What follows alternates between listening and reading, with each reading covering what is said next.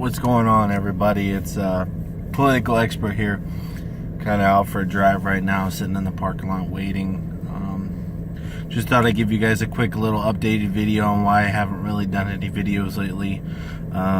Work has been crazy. Just haven't had a lot of time. Lions news is kind of slim right now and starting to be the slow start of the season now, where we got all our rookies. We're gonna start, filling them in on everything, and then we're finishing up with the remainder of the free agents. Want to talk a couple things about different Detroit teams right now. I might get into baseball a little bit more because of football season being out, but we'll see. We'll just see what the fan base is like. I know baseball it's kind of hard for a lot of fans to get into.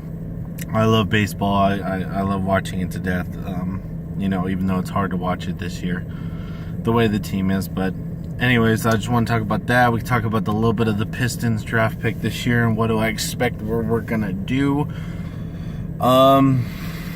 Let's start off first with the Lions, because it's mainly what my channel is based about, is the Detroit Lions. Let's talk about that. I've been hearing a lot of rumors that Matt Asiata, the running back coming out of Minnesota, may come to Detroit. I like it, but at the same time I don't. I mean, he's just really slow. I mean, I know he's a power back that we could use, but I just don't see it. I really don't. I mean, I would take it, because you can never trust Amir Abdullah or Theo, and Zach Zenner's had his moments here and there, but yeah, we'll just have to see what they do. I wouldn't mind it. It wouldn't be huge, like a LeGarrette Blount or one of the other bigger ones. Other than that, it's been kind of like, rookies getting into the practice and they're looking pretty nice. I think they may start both rookie linebackers, which is going to be very interesting. I think they're going to start Maimon, and I think they're going to start, well, I already know that Jared's going to be the guy, but I think Maimon's going to play too, which is going to be pretty interesting to see this season, to see what they do. What else happened since the last video? That's pretty much it. I'll talk a little bit more when I have more time. Let's talk about the Pistons with the number 12 overall pick in this year's draft. This year it's nice looking, but I don't expect much out of this draft like I did last year. I think we had a lower pick last year, and he just hasn't panned out. What I'm expecting, Jackson needs to go. Everyone's saying Drummond needs to go. Drummond you're going to get a lot more for, which is nice. But Jackson needs to go. You need to get rid of Jackson. Then you got to sign, you got to sign Kadavius Caldwell-Pope. You got to sign him. That's our guy. That's pretty much it. Tobias Harris looked like he was not even there, and Morris is inaccurate, and Stanley Johnson has not panned out the way he should have been panning out by now. He was the number, 8? I think he was 8. He's the 8 number pick, and he's not even in the starting lineup. I think it's Stan Van Gundy. To be honest with you, I think we need to get rid of him. I don't think he's ever going to push us in the right direction. I mean, I would keep him as a GM. He knows how to draft. I mean, I trust the last couple draft picks, but at the same time, it's just, those guys are not even in the starting lineup. They're not even getting any playing time. We're playing with just nobodies. I mean, Morris is older. Tobias, my lineup for this year would have been Drummond with Tobias playing power, and to follow that up with Stanley. And then you got Pope and Jackson.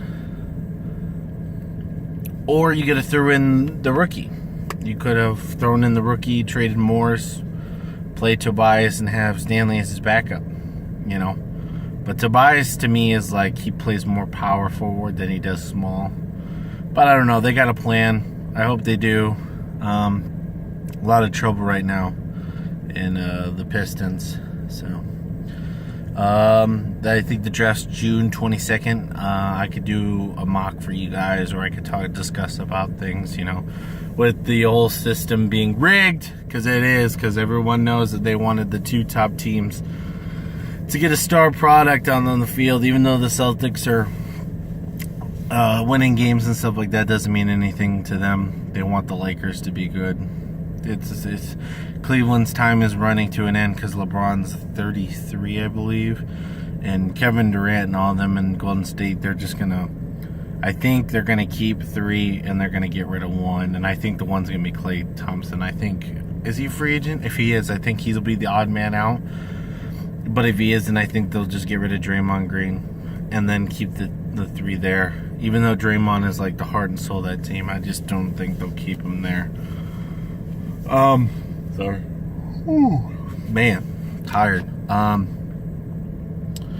Anyways, that's a little bit of Detroit talk for you for the basketball team. Not a lot going on in the sports news of Detroit.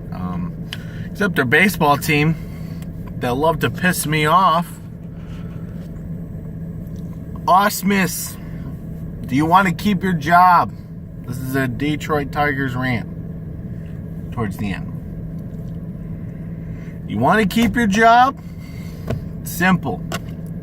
Very simple. Get rid of K-Rod.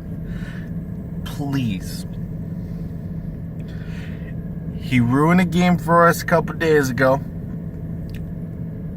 Extra innings. I think it went to 13.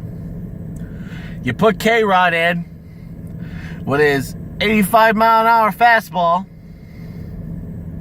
his 84-mile-an-hour slider, and they homer. And they win the game. Because you put that worthless waste of space. K-Rod. Jordan Zimmerman's pitching today. I already know what's going to happen. I already know. This dude should be in AA. I'm serious.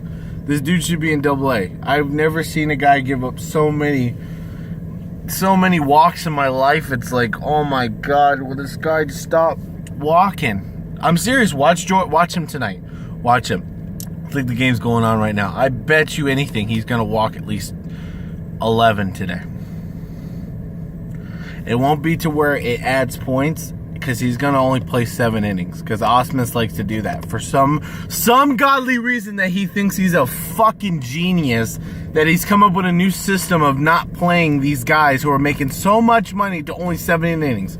If we would have played fucking Verlander, Fulmer, or Zimmerman, or Norris more than 7 innings, we wouldn't need relievers to worry about the games. If these guys play till the fucking 8th, they pitch one more goddamn inning. Wait, you know what? Scratch that. I think I'm saying it wrong. He pulls them out in the 6th, and then he throws 2 relievers and a saver. He throws in Green, Wilson, and then he should throw in Wilson. Well, he did that last time, but then they went to 13 innings and he threw in fucking K-Rod. And he thought it was going to work. He thought K-Rod was going to he was going to gain his moral back. No! He's like 1-7. Why do you keep playing this dude? I think there's a saver closing pitcher, and the Mud Hens that we have, that they keep talking about bringing up. But he's like 19, I think, 19, 20. Young kid. They said he could throw a fastball, though. But they'll never bring him up because Osmus fucking loves K-Rod. He fucking loves he loves his relievers. He loves watching his relievers fuck games up. Because it takes shit off of him on how the fuck he manages that shit. Or at the same time, how it takes off heat off of Avila and how he runs this team. Because he's running this team into the fucking ground. We're a 500 team right now, but I guarantee you after July, we're going to be sitting here going, what do we need to do? Who are we trading?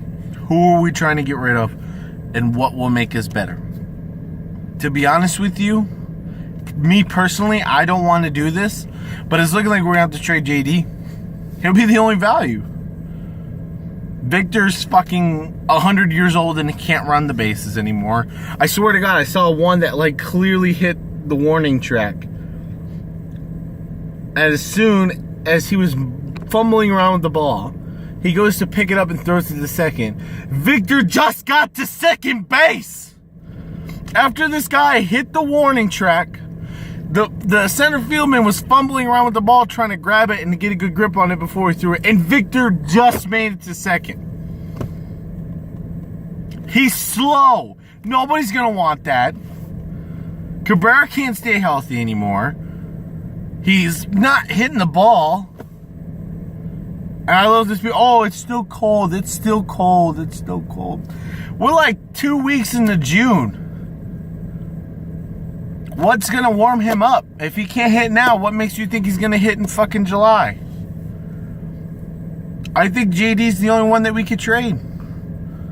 As much as I love to say, let's just build around him, but he can't stay healthy.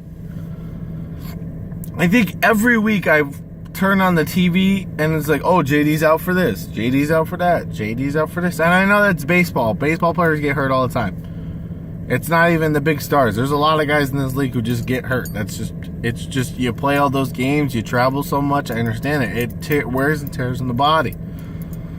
But with JD, it's like when we start getting hot and good and we start winning some games, this fucker decides to get hurt. And then it's not even like he's out for like 2 or 3 days. No, he's out for like 3-4 weeks. And then he comes back. And then he'll play like 2 good weeks. And then he'll get hurt for the rest of the season. He's done this twice now. I'm just glad I got to go to fucking LA and Anaheim to watch him play. I was like sitting here because last year I was expecting to go watch him play. And then he got hurt and he didn't play last year. So I got to see him up in personal. That's another reason. We blew games. The Tigers love to blow games. We should be winning against these Oilers. Baltimore. It's ridiculous. Ridiculous. Cleveland's having a hard time, and we're still losing against Cleveland. Minnesota's the only team we have to worry about because their young system is finally coming around. But the one thing that we have to worry about with that young system is that I just still don't believe in it 100%. And I think we can get some trade value off of those pitchers. No, we won't get Santana. I hate when I turn on my international radio and I hear 97 the ticket and they're like, oh, can we get Irvin Santana? No, we're not going to get him because Minnesota's not stupid. That's like us trying to get rid of Verlander when he was like 25. It's not going to happen. You're going to have to put a lot on the table, and we don't have a lot. Avila's not going to do that. Avila is a completely different GM. I feel like the only way this system is going to work in Detroit is if Avila decides to go ballsy like we used to be.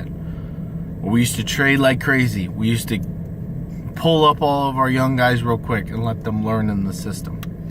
We need better pitchers. I remember at one time the Tiger rotation was phenomenal. We just couldn't hit the ball. But it's like the complete opposite now. We can have good hitting, but we don't have any fucking saving pitching. And when we do, we can't hit the ball. It's going to be a bad year again. If we miss playoffs again, there's no reason why Osmus should be there. Osmus should not be in a GM spot. He shouldn't. He shouldn't be. He should get fired. But if this guy's here next season and we don't make playoffs, it's going to be a rough fucking fall. I see us going down even further, like when Cubs were rebuilding, where they were winning like 3-4 games out of like almost 15. That's how bad it's going to be. So, all right, guys. Sorry to get a little bummer down at the end of that video on my little angry rant, but like and subscribe, comment what you guys feel. I'm open to any conversations about any of these and how you feel, like what we should do to fix the Tigers, what the Pistons should do, and a little bit of Lions talk, you know. Thanks, guys. You guys can get me at Twitter. It's the RealCast12. It's real, all capital, and then cast. CAS 12. So, alright guys, thanks. I'm going to be heading out. Drive safe, guys. Have a good one.